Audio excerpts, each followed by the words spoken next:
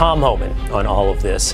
Joe Biden, opened these borders on purpose. Again, I did not vote for Donald Trump. Stephen A. Smith is breaking the internet with his fiery take on America's immigration crisis, from calling out Democratic hypocrisy to defending common sense policies. He's making waves in both parties. Meanwhile, border czar Tom Homan, he sends a warning to illegal immigrants. ICE ramps up its efforts. California's own Gavin Newsom faces a shocking ultimatum from President Trump that could flip the Golden State red. If you're just arrested, we are a country which we have due process. Do you think somebody wants to hear about due process with somebody that's in this country illegally?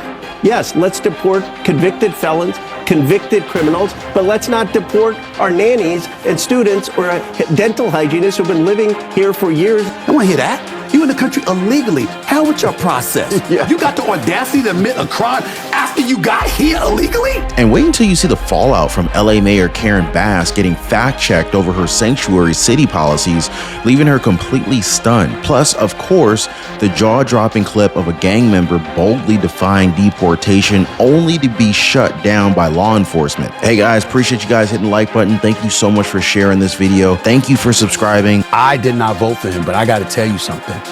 I'm not mad he won. I'm not going back to Haiti. You got law enforcement officials that are getting discouraged because they're looking at it and they're saying, wait a minute, why are we out here risking our life and taking care of this stuff when y'all are just letting people out? The ICE agents were not allowed into the school and were not permitted to speak to any students. Chicago Public Schools now saying the agents showed ID that included the name Department of Homeland Security.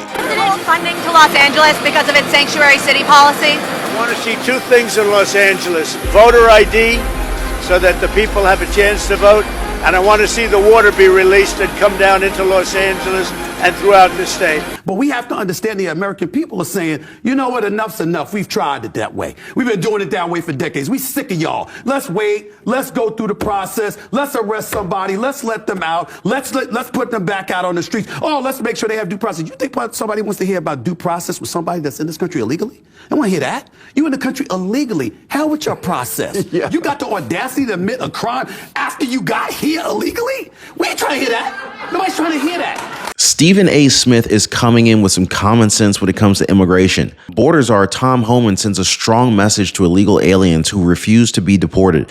And Governor Gavin Newsom of California may have no choice but to agree to the president's condition in order to receive federal aid. Now, we've got a lot to go through in today's video, so let's go ahead and get back to Stephen A. Smith and how he sees this entire situation with President Trump and our borders. Now, just to be clear, Stephen A. Smith, he's not a Trump supporter. He's actually voted against him last year. But like many critics, Stephen A. Smith, he understood that this is the best choice for the country. And earlier this year, he said that he's actually happy that President Trump won. Hey guys, thank you so much for being here. I really appreciate you guys. Hope you're doing well today. Thank you for hitting the like button and sharing this video. Let's get started. Tip my hat to the Republicans, to the conservatives out here and what they did in this last election.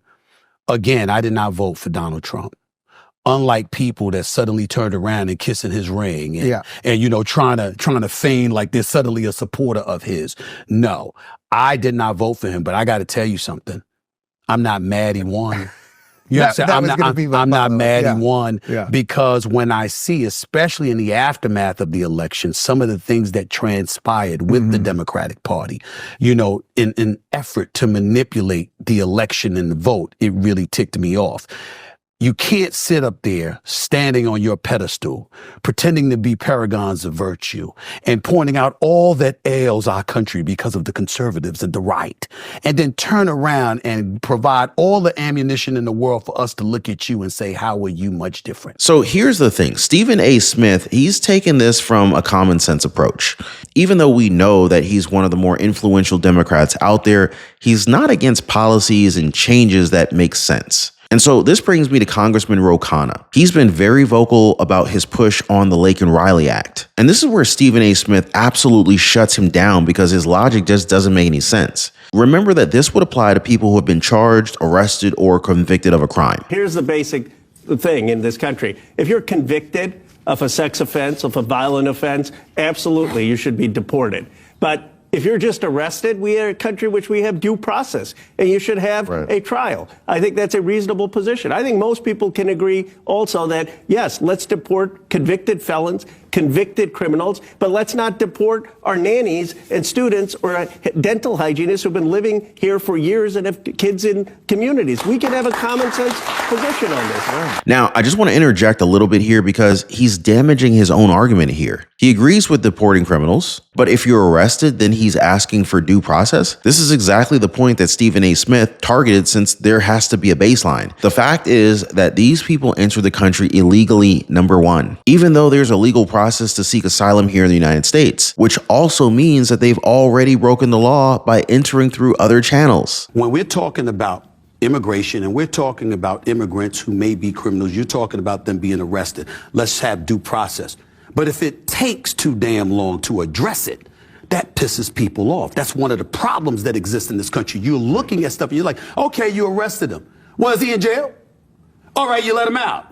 Recidivism is an issue in this country. You let somebody, you arrest them, you're letting them out the same day, stuff like that. You got law enforcement officials that are getting discouraged because they're looking at it and they're saying, wait a minute, why are we out here risking our life and taking care of this stuff when y'all are just letting people out? And the cycle will continue until somebody, usually a U.S. citizen, gets critically hurt or in most cases dies. And that's the entire point. But guys like Ro Khanna, they want to just fight for individuals who broke the law the second they stepped inside of the country. That's a truth that Stephen A. Smith understands. It's also something that a majority of the country sees. And that's the common sense that many Democrats don't have within our government, which is probably going to end up leading to many more election losses for them because they're just simply out of touch with what needs to be done here in America. But Ro Khanna's representing California, so I guess that explains a whole lot, right? Now, switching gears here just for a second here, some illegal immigrants say that they're not going anywhere, even though they're more than qualified under the Lake and Riley Act to be deported back to where they came from. I'm not going back to Haiti. One of those threats is this illegal alien from Haiti. ICE says he's a gang member with 17 criminal convictions in recent years. Trump, you feel me? Yo, Biden forever, bro. Thank Obama for everything that he did for me, bro. Thank Obama for everything he did for me. Go Biden. Let's talk to America's border czar, who might not share those same sentiments. Tom Homan on all of this. First, Tom, when you see that video, I'm curious, what do you think? Well, he's wrong. He's going back to Haiti. I can tell him that. And look, I've said it on this network for 4 years. Joe Biden, opened these borders on purpose. It wasn't a mismanagement. It wasn't incompetence. He knew exactly what he was doing. He made the promises while he was running for president, and he kept those promises. At least you got to give him credit for that. But yeah, they've opened this border up, and President Trump's going to secure the border at the highest level ever. You thought we had a secure border before? Watch what happens now. It'll be the tightest border in the history of this nation, and ICE officers are finally getting the handcuffs taken off them, and they're going to put them on the bad guys throughout the country. Now, of course, this isn't what mainstream media wants to report. They want to demonize these deportations. One example would be in Chicago, where initial reports say that ICE agents went down to visit an elementary school. They even had school officials announce that as the official statement. But this was quickly debunked since it wasn't actually ICE that showed up. The ICE agents were not allowed into the school and were not permitted to speak to any students or staff members. But Immigration and Customs Enforcement, or ICE, denied to ABC7 that their agents visited the school. Instead, the U.S. Secret Service confirming with our I-team that it was them. The agency saying they were investigating a threat at a home and was told the person they were looking for was in the school, but they did not enter. Chicago Public Schools now saying the agents showed ID that included the name Department of Homeland Security, which oversees ICE and the Secret Service. We can theorize that this is a result of fear-mongering within the Democratic Party. The same could be said for mainstream liberal media because they want people to jump to conclusions. We're not sure if ICE will get an apology or if this school will issue another statement to correct their mistake. But speaking of mistakes, Gavin Newsom and Karen Bass are being seen as wildly irresponsible for the fires that have hit their residents. Remember that many Republicans within the House suggest that federal aid to California should come with a few conditions. And just recently, President Trump confirmed what they needed to do in order to get this help.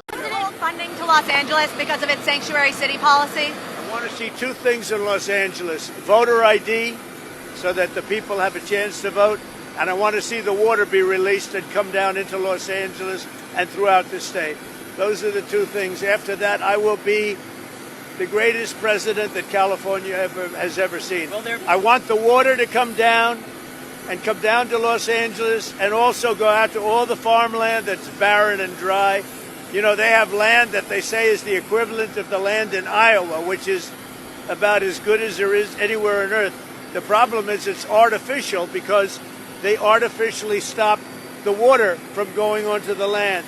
Why is Governor Gavin Newsom hesitant to ask for voter ID? Late last year, California looked to be a little bit more of a purple state than blue. The fear is if voter ID becomes a requirement, then California will flip red. That's what Gavin Newsom is afraid of. The state is worth more than 50 electoral votes. That's a big power. It's a stronghold for the Democratic Party. But since their policies have destroyed much of their own state, many residents have finally had enough. Because it's only a matter of time until the Senate completely flips. Now, on that note, guys, the left is flipping on musicians and celebrities who now feel as if Trump was the right choice. Former Vice President Kamala Harris leaned heavily on these artists to try and sway the public's opinion on her, something that obviously didn't work in her favor. But now we got guys like Snoop Dogg and Nelly who performed at the president's recent inauguration. Now, I covered all of this and a lot more in a previous video, guys, that you absolutely have to check out. As always, appreciate y'all hitting the like button. Thank you so much for sharing this video. You're amazing, and we'll see you guys on the next one.